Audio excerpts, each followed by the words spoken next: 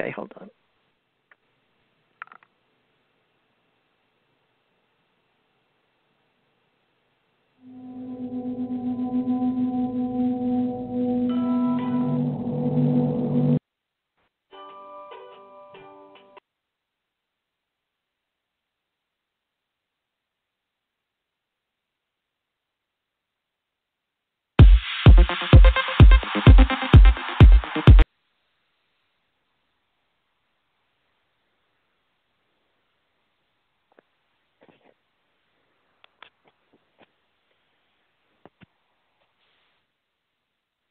Let's see. Ken, can you hear me now? Ken Johnston, I hear you. Senior. Oh, good. Finally, we've got this fixed. Okay, great. Someone was calling me on my other phones here, and that was distracting me.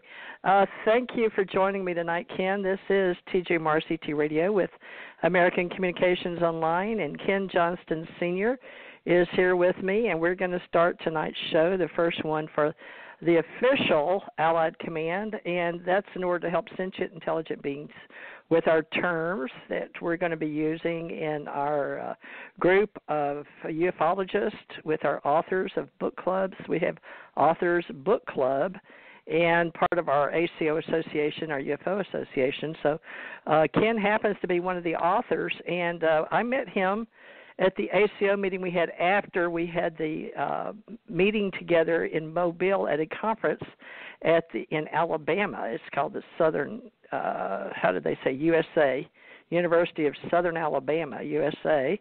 And so we met May 6th through 9th, 2017.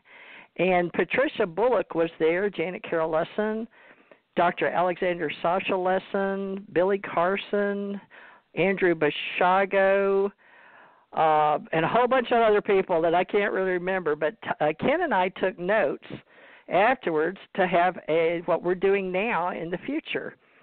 So Ken Johnston, Senior, if you can see his pictures up there. We've also invited Ira, and I don't know if he's coming on the first hour or the second hour, Ken, Ira Pastor for the Invisible College.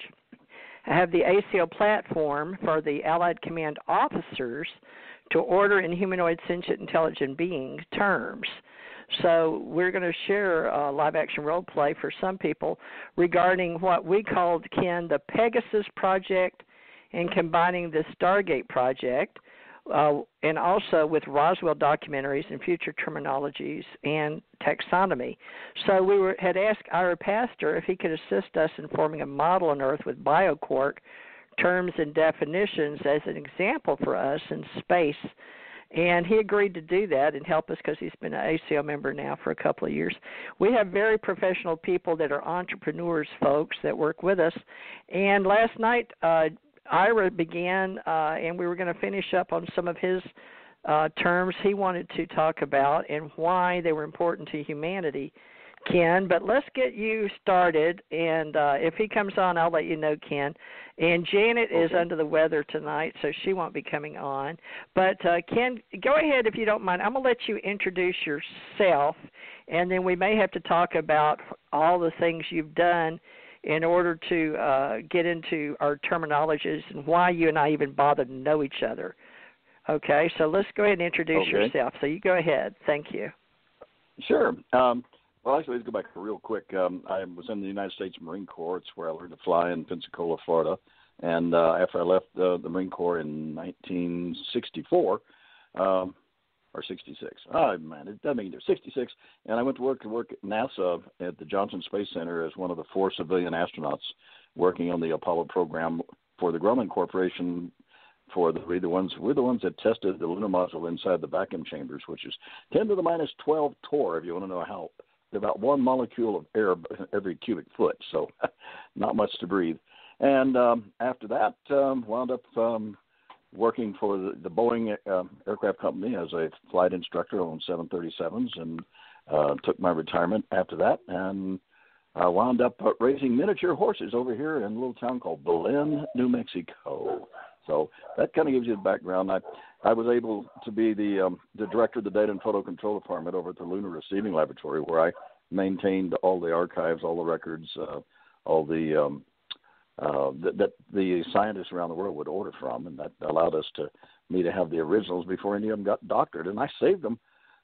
Every time somebody ordered one, I'd hang on to an extra one, and then finally I was told, okay, get rid of everything, just keep one set, and I had over 5 complete sets, and the direction was to get rid of them, didn't care what they wanted me to do, so I just put one whole set in a duffel bag and put the others in the dumpster, and in fact, those were found later by a person in the dumpster, so some made it out, kind of trashed up. But some made it out out of the dumpster. Yeah, that's right. And so you were able to keep one. They didn't care. They just wanted to get rid of them. And I know that they weren't under clearance level because we don't do it that way, because I handled classified material and was trained on the proper way to do things like that prior. So that's very curious that they wanted to do it that way back then, but you and I can talk about us, I guess, since we'll be waiting maybe if Ira shows up tonight. We'll just get us recorded here and why we're doing the Allied Command, or the ACO, which is part of our ACO Association and part of my American Communications Online, and I've always been able to keep acronym, whether it was Ascension Center Organization, Alien Contact Org, or whatever, but I've been doing this kind of work with I guess everybody, just depending on who was paying me at the time, whether it was the government or lawyers, or if I was a private investigator, or working on cases and with FBI. And I can say that because it's true. I'd be more than happy to share my truth. Now, a lot of things we can't talk about. I've handled large cases, Agent Orange, DD245T, defoliant sprayed, and I've done TVA cases, so all kind of things. But the details, unless you're involved in it, and you understood that we had citizen soldier forms to fill out during that. But Ken, were you in the Vietnam War or not? Because you're in that time frame. Right. I joined the Marine Corps in 1962, and let's see, 2 years after I the long story, my best friend at the Oklahoma Military Academy, we both were captains in advanced ROTC, and during the summer we were going to summer school at the university, and he comes in the dorm that one evening and says, well, Ken, I've joined the Marine Corps, and being brilliant, I said, the hell you have. And I went down the next day and enlisted. We went from captains to buck privates in the Marine Corps at boot camp in San Diego. Well, Jack stayed there, and he made it up to staff sergeant in the Marine Corps after 4 years. I took the test and qualified. I was already selected for it before I went in to go to officer pilot training at Pensacola. So that's where I got my training, and then whenever I went to work there at NASA and with Grumman, that's how I got close to all the Apollo astronauts and programs. I was up for the Skylab in the future being one of the NASA astronauts, but they changed the requirements. They didn't want to have what they call jet jocks. They wanted to have PhD scientists, and I only had 3 bachelor's degrees at the time. So there's been a reasons. I'm totally convinced, and now that I've been through some hypnotic regression, finding out that there were reasons why I did not wind up in Vietnam, didn't wind up in the Apollo 1 flight and the other dangerous things we had on shuttles that blew up. So I think I've been, kind of being watched over and beginning to find out a lot more by going through the hypnotic regression and kind of putting it together in the books. One of them is the regression of a NASA whistleblower. Now, I didn't give myself the title whistleblower. It just wound up that whenever people were trying to claim that we didn't do this on the moon or we didn't go there and stuff, and I have the original documents and the original pictures and things, I made them available, then somebody came along and said, oh, he's a whistleblower. Well, if the truth needs to be out there and it's available, then all the rest of the other people should be standing up for it, and that's what I've done. So call me what you want to call me, but if you want to see the truth, you get into my website. You can check that, or you can go to Ken's Moon autobiography, and that gives all the NASA records, the documents, everything there that you need. So every time I get attacked by some people trying to say, oh, he didn't do this or he didn't do that or he was never there. And so I publish the documents that shows that I am, and it kind of shoots them down. In fact, I know this guy James Oberg was told to just leave me alone because every time he goes after me, I publish the records and documents, and it makes him look like a fool. And that suits me because we were friends once, but now I find out his main job was to debunk and try to keep people from knowing what's really been going on in the secret space program. So that's where I'm at now. Oh, wow. And he's about 6'6", real tall guy, isn't he? And he's got a nice written write-up on Wikipedia, I believe. Or I see somebody here while you're talking. I'm going to turn him on. Ira, is that you? Ira S. Pastor? Hello? Oh, no. 928. Hello? Hi. Are you just... Yes, hi. Are you just listening? Hello? I'm listening. Okay, thank you. We want you to talk louder. Okay, he's so listening. He says, I'm listening. Well, thank you, listener. I was expecting somebody else. Okay, so this gentleman, Oberg, now, since he's your friend from back in the day when I was at NASA, and my husband worked at NASA. I worked over at Nassau Bay National Bank across the street, and I got to wait on the astronauts when they'd come through in their gold Corvettes with black bat wings.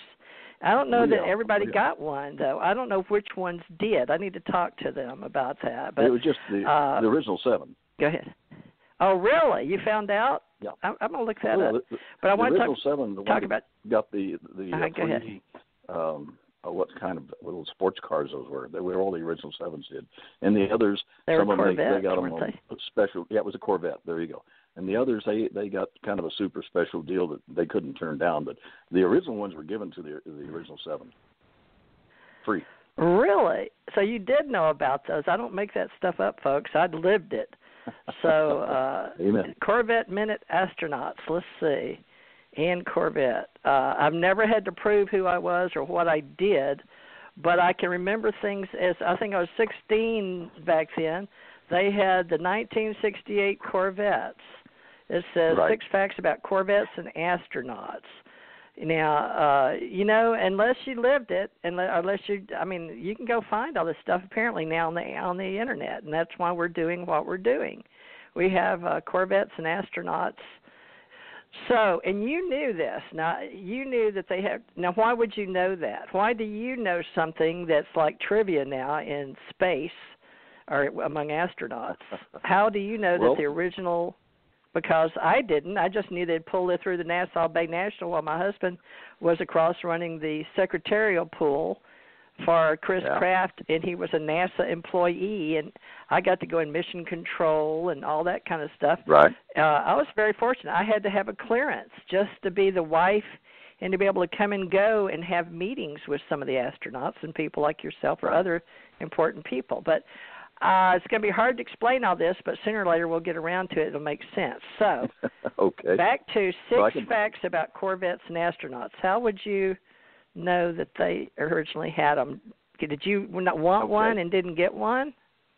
No. Here's the deal. Now, I was with Grumman that built the lunar modules, and so there originally were just 4 of us civilian astronauts, consultant pilots, and our job was to test the lunar module in the vacuum chambers and to help train the NASA astronauts how to fly it. And in the process, of course, Mercury and Gemini programs were over with, although when we'd have special events happen, they would show up. And I got to know every one of them, and as not a total equal. I mean, I wasn't a NASA astronaut, but then we were civilian astronauts. And consequently, we were aware of where the fancy-looking little sports cars came from, and we asked questions. And, hey, those guys deserved every bit of it.